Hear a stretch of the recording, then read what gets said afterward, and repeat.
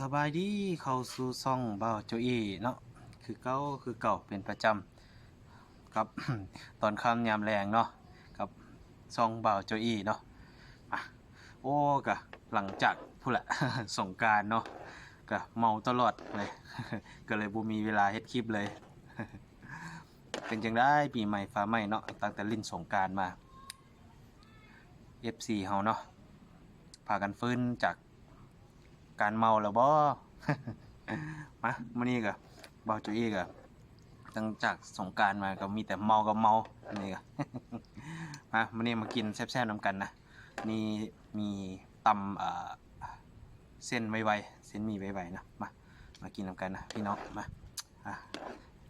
กับหาก็เลิกเวียงมาเบาจุอี้ก็หาก็เลิกเวียงมาพบกันตอนค่ำยามแลงคือก็มา มากินนำกันแซ่บๆเนี่ยเส้นหมี่ไวๆ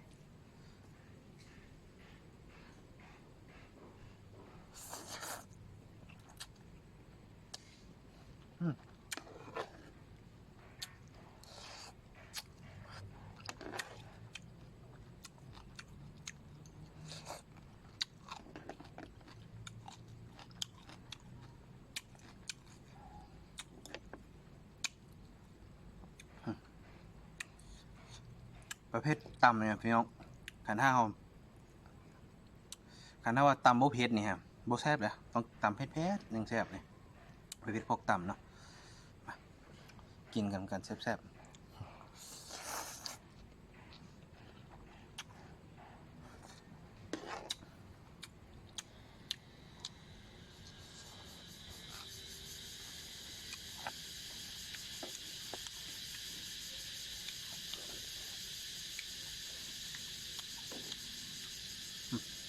มา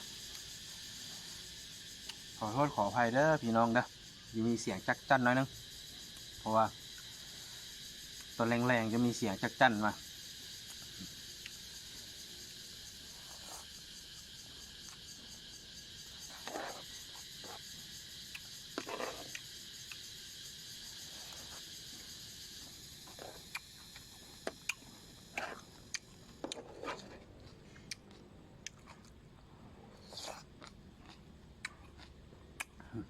ลูกศิษย์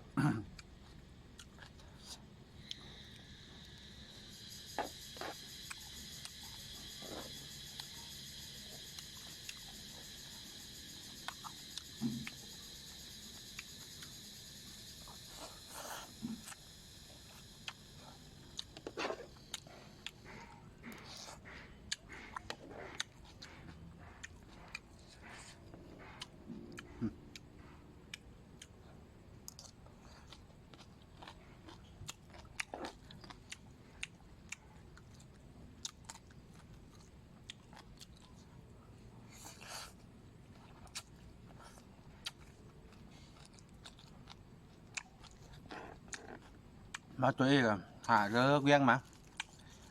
นี่ก็ฮ้อนหลายบรรยากาศเนี่ยวัน40 องศา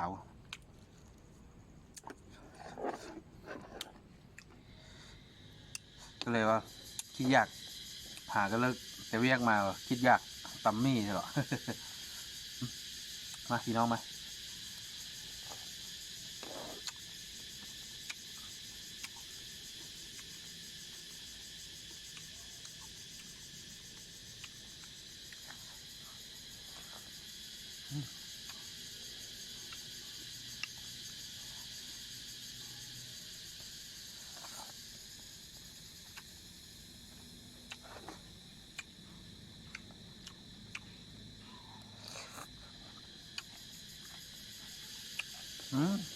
จักตั้นเนี่ยแห้งดังแห้งเหมือนเนี่ยแห้งห้องแห้งเหมือนเนี่ย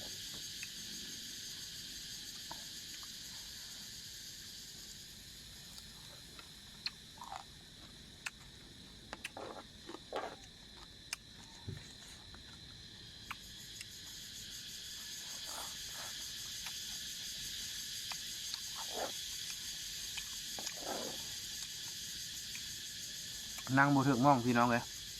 ได้เสียงจักจั่น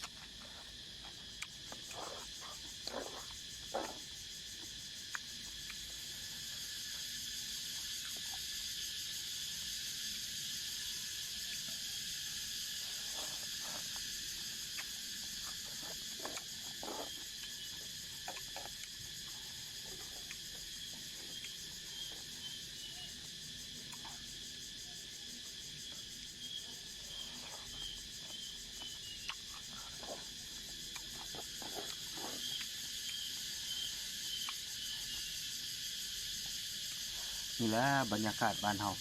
เสียงจักจั่นเสียงแมงอีฮ้องเสียงนกเสียงหงส์นี่แหละบรรยากาศบ้านเฮาพี่น้องเอ้ย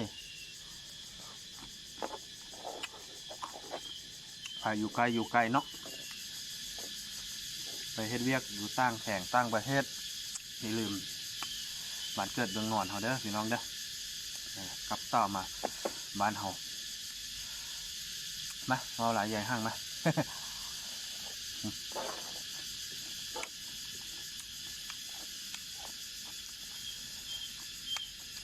ออกคำๆเลยนึง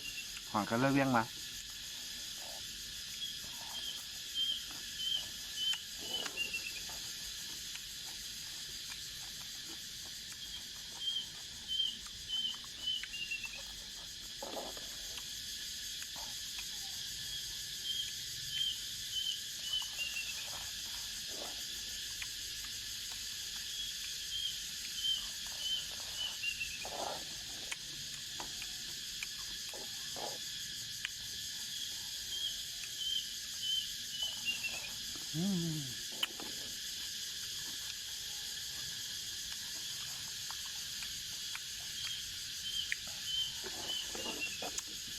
ซ้ำคำสุดท้ายเนาะพี่น้องนะ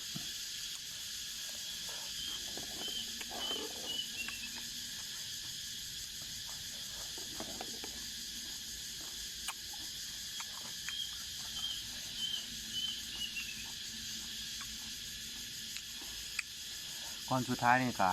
ขอฝากกดไลค์กดแชร์กดติดตามให้ช่องบ่าวซีรีส์นี่เด้อพี่น้องเด้อเพื่อเป็นกำลังแห่งใจเดี๋ยวเฮ็ดสร้างคลิปใหม่ๆให้พี่ให้น้องเบิ่งเด้อครับชมก็สุดท้ายนี้ก็บ่มีหยังหลายก็กล่าวคำว่าสบายดี